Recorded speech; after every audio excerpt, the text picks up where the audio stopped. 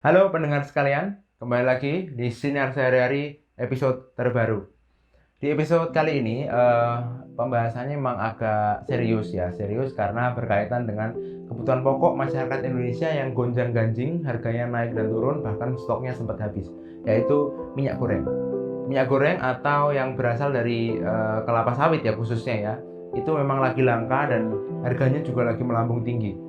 Ada banyak sekali dinamika kebijakan yang ada di dalamnya, baik dari sisi pemerintahan, dari sisi distributor, dan dari mana-mana. Bagaimana isinya dan juga ceritanya, silahkan nanti kalian bisa dengerin. Dan semoga dengan perspektif yang ada di sini hari ini, kalian bisa mendapatkan cakrawala baru. Dan kalau kalian punya pendapat atau komentar, baik pro maupun kontra, bisa masuk ke dalam kolom komentar dan silahkan tulis di sana. Terima kasih, selamat menikmati dan selamat mendengarkan. Dah.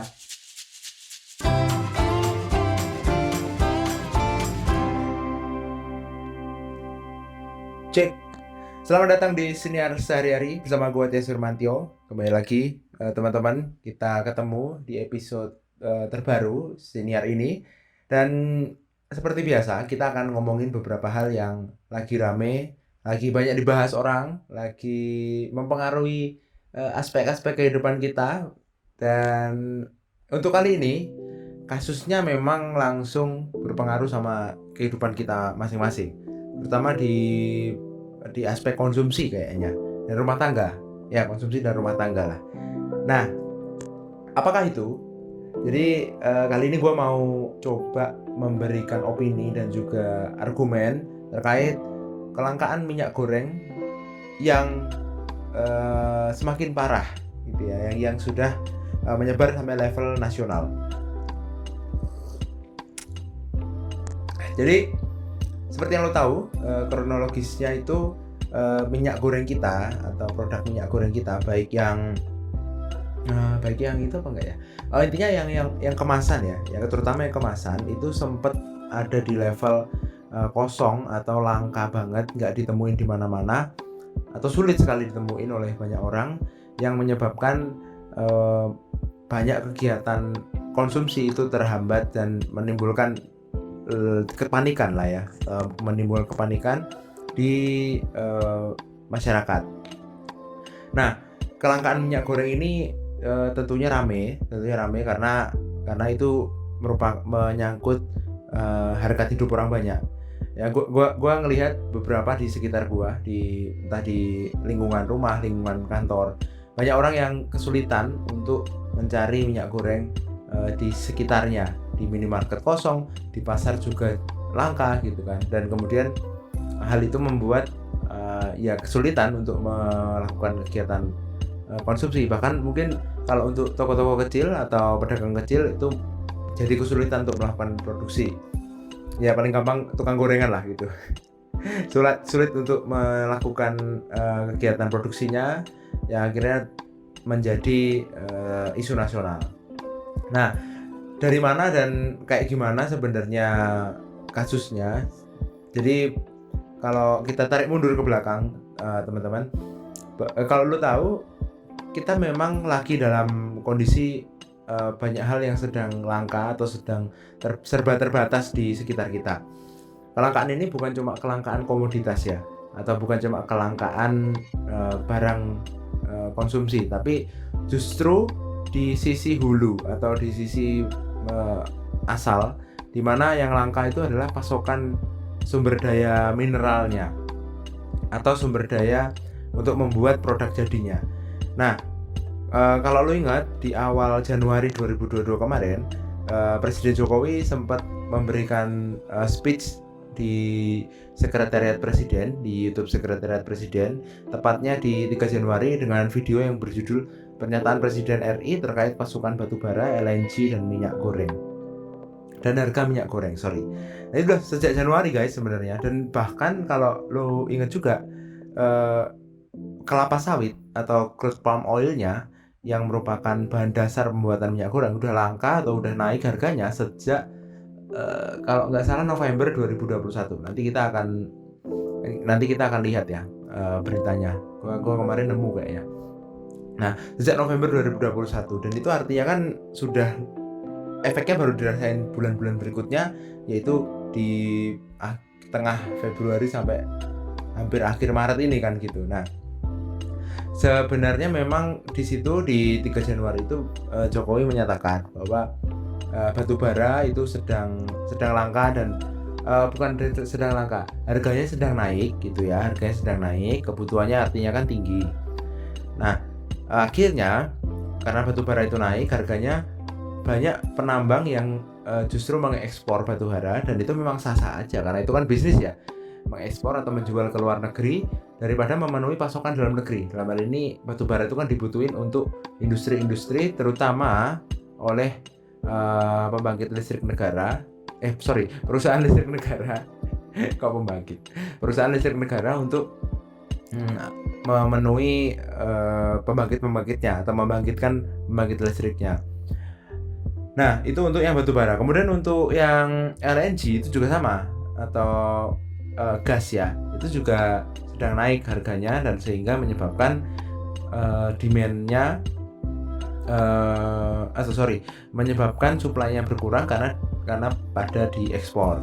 Dan kemudian terakhir adalah crude palm oil atau kelapa sawit ya. Kelapa sawit inilah yang menjadi paling dekat alasan kenapa minyak goreng saat ini langka. Karena harga yang tinggi tadi, akhirnya pebisnis kelapa sawit itu memilih untuk mengekspor. Dalam hal ini sebelum kelapa sawit itu didistribusikan atau dijual ke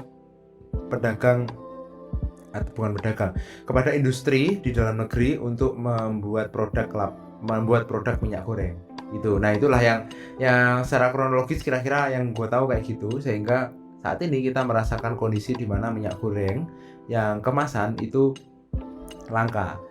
Nah, sebenarnya di pernyataan Presiden Jokowi itu beliau memberikan himbauan dan juga justru perintah kalau nggak salah untuk perusahaan-perusahaan penambangan atau perusahaan-perusahaan perkebunan kelapa sawit itu memprioritaskan dulu kebutuhan di dalam negeri.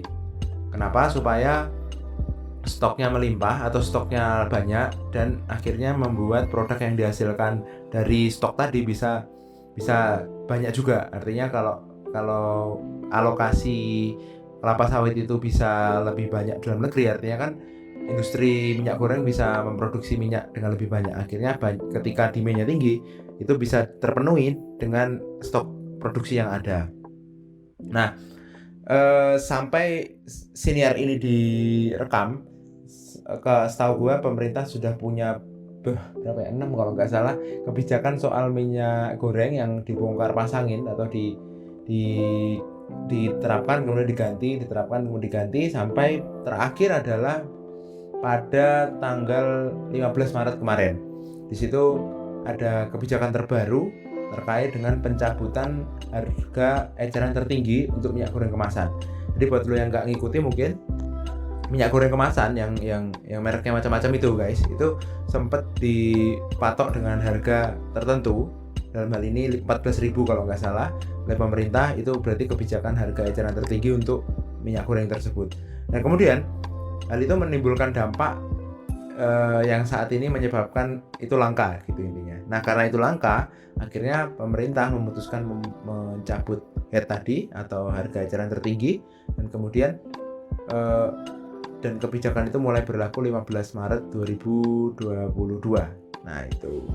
Oke. Nah, gue mau coba bawa lu ke berita dari Kompas ya, dari Kompas terkait dengan jadi ini kelanjutan dari konferensi pers yang dilakukan oleh Menko Perekonomian tanggal 15 Maret 2022 di YouTube Sekretariat Presiden. Kemudian di situ ada beberapa penyesuaian. Salah satunya adalah pemberian subsidi terhadap minyak goreng curah.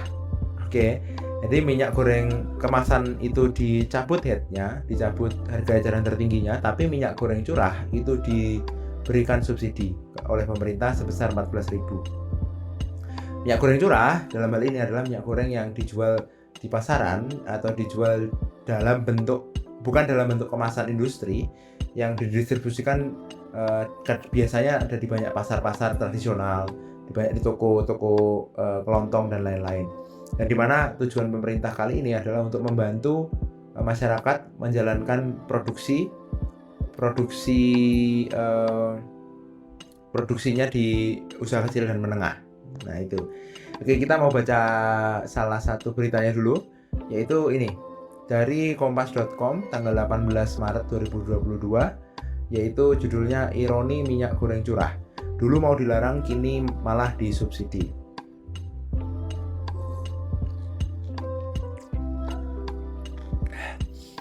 Oke, jadi kompas.com. Pemerintah melalui Kementerian Perdagangan, dalam hal ini kementerian yang bertanggung jawab langsung pada perdagangan di Indonesia, dan Kementerian Perindustrian adalah kementerian yang bertanggung jawab terhadap proses industri, produk-produk dan juga apapun itu yang di Indonesia ya, akan memastikan harga minyak goreng curah seharga Rp14.000 per liter didapatkan oleh masyarakat dengan melakukan pengawasan dari proses produksi hingga distribusi. Menteri Perdagangan Muhammad Lutfi dalam rapat dengar pendapat bersama Komisi 6 DPR RI di gedung parlemen mengatakan proses produksi minyak curah akan ditentukan oleh Kementerian Perindustrian mulai dari produsen hingga distributor. Lutfi mengatakan Kementerian Perindustrian akan memisahkan terlebih dahulu minyak goreng untuk kebutuhan industri dan untuk kebutuhan konsumsi. Setelah dipisahkan, selanjutnya Kementerian Perindustrian akan menentukan produsen yang akan produksi minyak goreng curah. Nah, ini ada pernyataan dari Menteri Lutfi ya. Jadi intinya isinya adalah bahwa nanti ketentuan dari produksi minyak goreng curah ini akan ditentukan oleh Kementerian Perindustrian, kemudian Kementerian Perdagangan yang memantau penjualannya kepada publik. Gitu. Kemudian selanjutnya produsen minyak goreng curah tersebut diwajibkan untuk mendaftarkan kepada distributor yang akan mendistribusikan minyak goreng itu ke masyarakat. Kemudian Badan Pengelola Dana Kebutuhan Kelapa Sawit atau BPDPKS kemudian ditugaskan untuk mensubsidi sebesar harga keekonomian tersebut agar minyak goreng curah seharga Rp14.000 bisa didapatkan oleh masyarakat. Sebelumnya, pemerintah memutuskan untuk mencabut kebijakan harga eceran tertinggi minyak goreng, dalam hal ini yang kemasan ya, sebesar semahal Rp14.000 per liter dan mengembalikan kepada mekanisme pasar. Namun, pemerintah memutuskan menyubsidi minyak goreng curah. Dan selanjutnya. Kemudian sebenarnya minyak goreng curah ini, kenapa judulnya tadi seperti itu, sempat mau dilarang, guys. Jadi yang diutamakan adalah minyak goreng kemasan. Tapi ternyata melihat kebutuhan di lapangan, perubahan itu dijalankan lagi. Nah, itu yang gue masuk sebagai bongkar pasang. Nah, saat ini ada info terbaru bahwa crude palm oil atau minyak sawit itu sedang dihargai secara internasional seharga $1.305 per metric ton atau naik 27,17% dibandingkan awal tahun 2021. Ya jelas nih, nanti produksinya kan pasti naik gitu kan ya. Nah, jadi akibat dari dicabutnya harga eceran tertinggi minyak goreng kemasan yang diproduksi oleh industri adalah awalnya kan kosong nih guys, awalnya kan langka nih minyak goreng di pasaran, dalam hal ini yang kemasan ya. Kemudian karena headnya dicabut, minyak goreng itu kembali ke harga keekonomiannya yang awalnya 14.000, sekarang kalau nggak salah ada di 20-an atau 25.000 per liter dan sekitar 50 ribuan per 2 liter atau 40 ribuan sekian per 2 liter. Nah, hal ini ditemukan di beberapa minimarket. Jadi karena udah balik ke harga keekonomian sehingga supermarket retail ini menyatakan bahwa stoknya jadi melimpah gitu ya, membanjiri rak-rak lah sejumlah supermarket sejak headnya ini dicabut oleh pemerintah. Nah, kemudian ini gue ambil berita dari CNN Indonesia. Jadi kalau di logika sebenarnya sederhana. Jadi kenapa kok headnya dicabut kemudian stoknya melimpah? Ya jelas karena ketika headnya masih dipasang, harganya kan turun nih 14.000. Nah, kemudian pasti banyak sekali pihak yang berminat untuk mengambil gitu ya. Nah, tapi ketika headnya dicabut kan yang tadi ngambil akhirnya langsung auto menjual lagi. Dalam hal ini kita curigai sebagai kartel ya, kita curigai sebagai orang yang menimbun, menjual lagi ke retail dan kemudian akhirnya harga itu kembali ke ekonomiannya dan mereka dapat untung. Itu aja, itu logika sederhana aja. Nah, kemudian sekarang kita akan lihat gimana publik, dalam hal ini masyarakat, kemudian pemangku kepentingan itu ngelihat kondisi saat ini ya, kondisi minyak goreng langka ini. Nah, atas kejadian ini sebenarnya Menteri Perdagangan itu sudah melakukan diskusi atau diundang rapat oleh Komisi 6 DPR RI. Komisi 6 ini adalah komisi yang menangani perdagangan, investasi, BUMN, koperasi, UKM dan lain-lain ya. Nah, mereka ini dalam tanda kutip meminta pertanggungjawaban lah ya, meminta pertanggungjawaban karena merasa bahwa kayaknya ada yang salah nih sama pengelolaan minyak goreng atau pengelolaan distribusi minyak goreng oleh Kementerian Perdagangan. Akhirnya mereka minta nih tanggung jawabnya. Gimana nih tanggung jawab begini? Nah, di situ yang gue dapetin dari hasil rapat oleh Kementerian Perdagangan dan juga DPR adalah ada indikasi bahwa Kementerian Perdagangan tidak sanggup mengelola distribusi minyak goreng ketika HEAD-nya diterapkan oleh pemerintah karena ada banyak pihak yang lebih dahulu mengambil stok yang ada. Di samping gini. Jadi gini guys, minyak goreng itu yang diproduksi nih oleh perusahaan, misalnya katakanlah satu merek memproduksi minyak goreng itu nggak semuanya didistribusikan di Indonesia. Ada yang diekspor karena memang itu juga bagus kan, meningkatkan devisa negara juga dengan ekspor minyak goreng. Walaupun sebagian besar masih di Indonesia, tapi ada beberapa persen diekspor. Nah, dalam hal ini yang diekspor itu sudah berangkat tuh ke sana. Tapi di dalam Indonesia udah terlanjur dikuasai oleh, dalam tanda kutip, kartel yang tidak bisa dikendalikan oleh Kementerian Perdagangan. Nah, akhirnya yang terjadi ketika HEAD minyak goreng diterapkan oleh pemerintah 14.000 tadi, pemerintah tidak mengantisipasi adanya kelangkaan itu. Jadi mungkin operasi lapangannya telat atau gue rasa sih kayaknya ada sedikit keterlambatan lah gitu intinya, yang menyebabkan ketika masyarakat yang ingin membeli dan membutuhkan hal itu akhirnya merasa kekurangan dan tidak mendapatkan apa yang dia inginkan atau tidak mendapatkan minyak yang dibutuhkan ya gitu.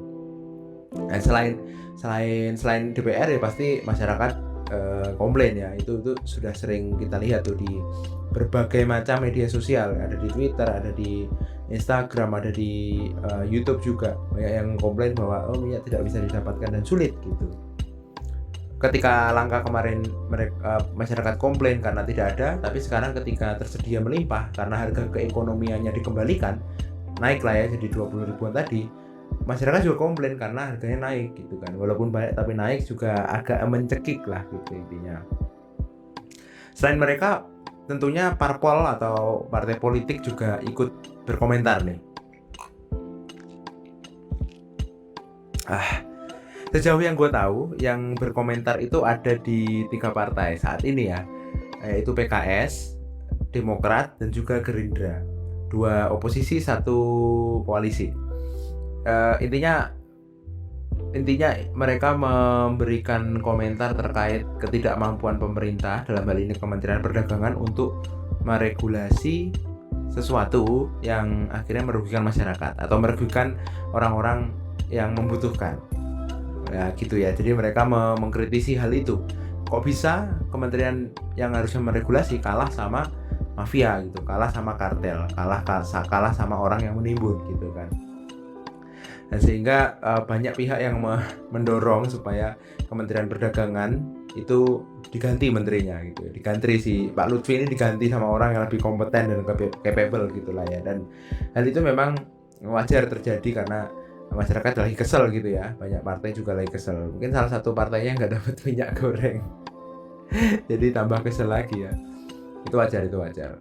Nah, gimana sih sebenarnya prinsip pengelolaan distribusi barang? Dalam hal ini kalau kita ambil contoh minyak goreng ya, teman-teman ya. Jadi setahu gua sih semua kebijakan distribusi barang komoditas itu sudah diatur oleh pemerintah, oleh berbagai macam undang-undang, produk undang-undang.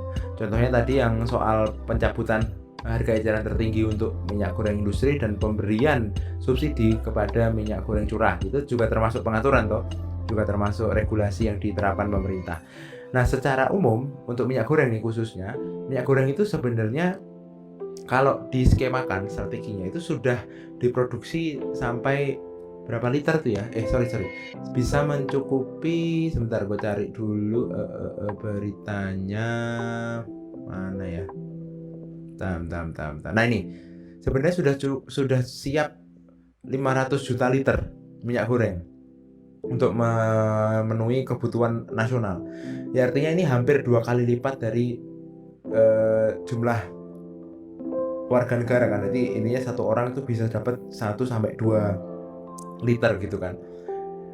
Tapi ternyata dari sejumlah itu pun tetap ada yang nggak ketemu, atau ada yang apa ya namanya, ada yang hilang gitu stoknya gitu kan. Jadi itu yang terjadi, bahkan itu diakui ketika headnya dicabut melalui kebijakan baru oleh Permendag, itu akhirnya menimbulkan kenaikan harga.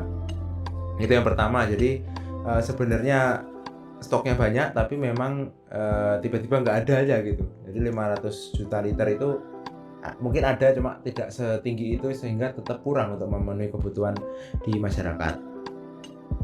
Dan seperti yang gue bilang tadi, beberapa memang diekspor untuk dijual, yang itu bagus untuk memenuhi devisa kita, dan sisanya untuk memenuhi kebutuhan dalam negeri. Kemudian kalau gue boleh bilang, ini argumen pribadi gue ya, ada beberapa faktor-faktor yang memungkinkan adanya kelangkaan. Yang pertama yang jelas, yang kemungkinan besar ada, dan kayaknya memang ada sih, yaitu hilang di distribusi. Dalam hal ini minyak itu hilang di distribusi karena dikuasai oleh mafia atau kartel, dan namun sayangnya itu banyak yang belum diketahui siapa dan di mana saja tempatnya. Ada beberapa yang kemarin sudah sempat ketangkep ya, atau sempat diciduk, tapi masih banyak yang belum, sehingga istilahnya masih belum terkontrol dengan baik lah ya. Mungkin operasi pemerintah belum terlalu kencang juga. Kemudian yang jelas ada kenaikan dari sisi sumber dayanya, yaitu sisi crude palm oil-nya, yang gue tadi jelasin naik 27, berapa persen gitu kan. Dan itu juga termasuk faktor utama. Dan kemudian ada faktor eksternal nih.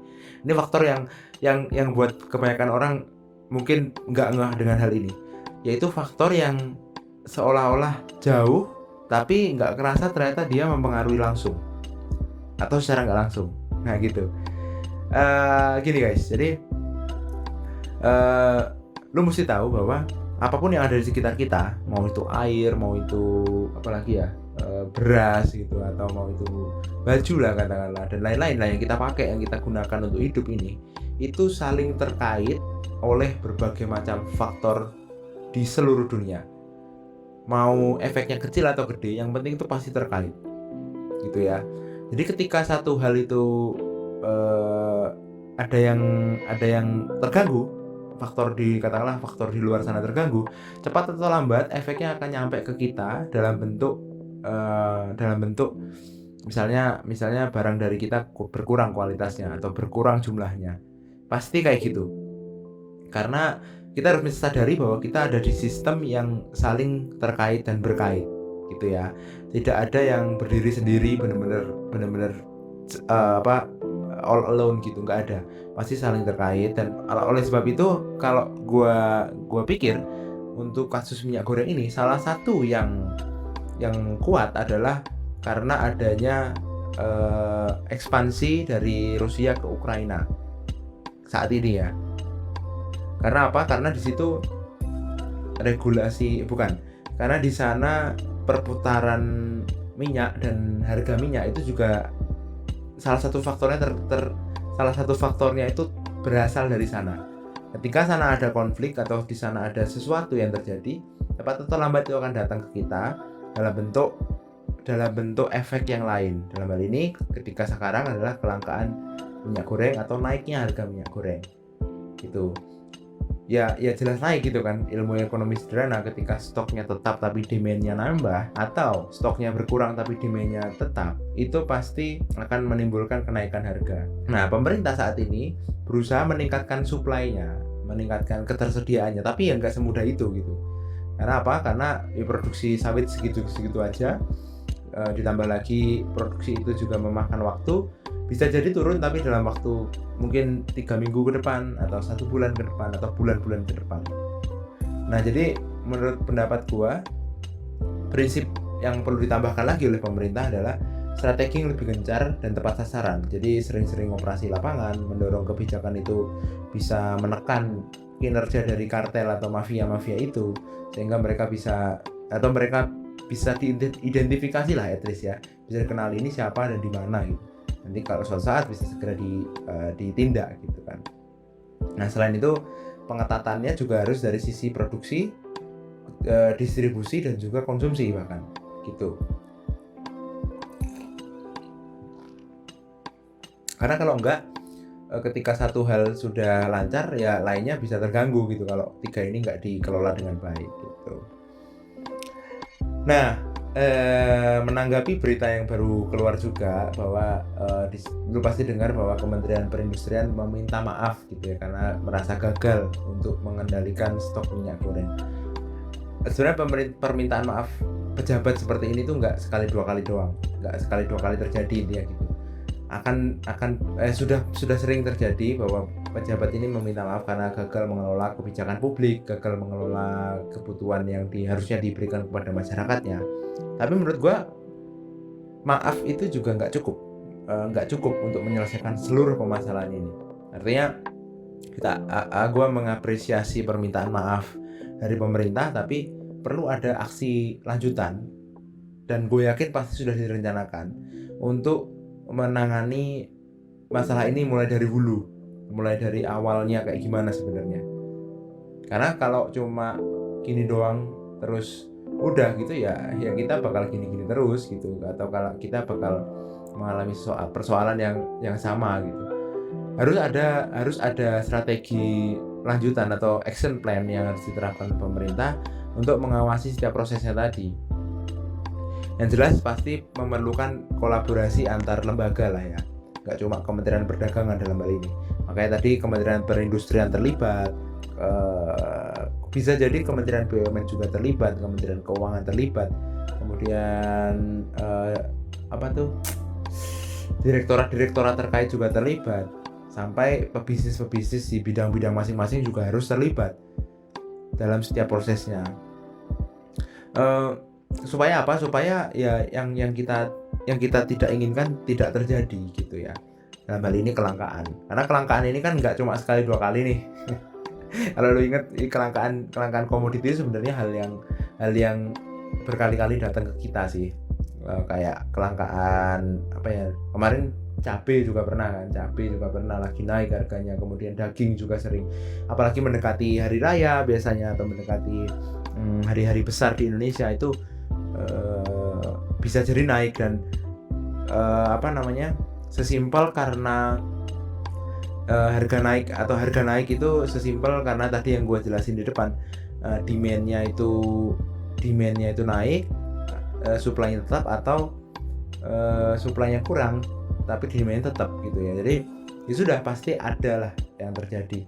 Dan sekarang pertanyaan gue adalah, maukah kita untuk ikut mengawasi dan mendorong supaya di lapangannya itu jadi benar gitu.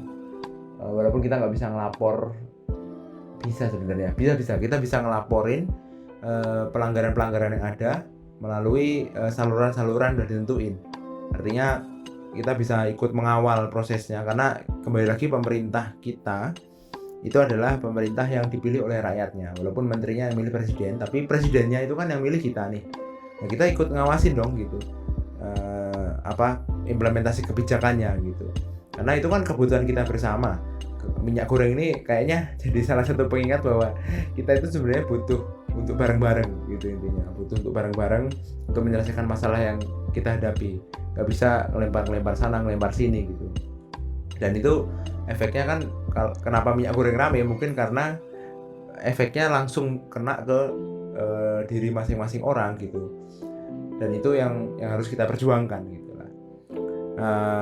Gue berharap sebenarnya kelangkaan komoditi ini walaupun akan terjadi lagi atau berpotensi terjadi lagi, tapi strateginya bisa segera ditemukan sehingga kita bisa segera keluar dari krisis yang terjadi nantinya gitu ya. Entah nanti kelangkaan apa lagi nih, misalnya kelangkaan bawang misalnya, itu kalau bisa ada strategi lain ini yang dilakukan gitu, dan kita ikut mengawasi ya.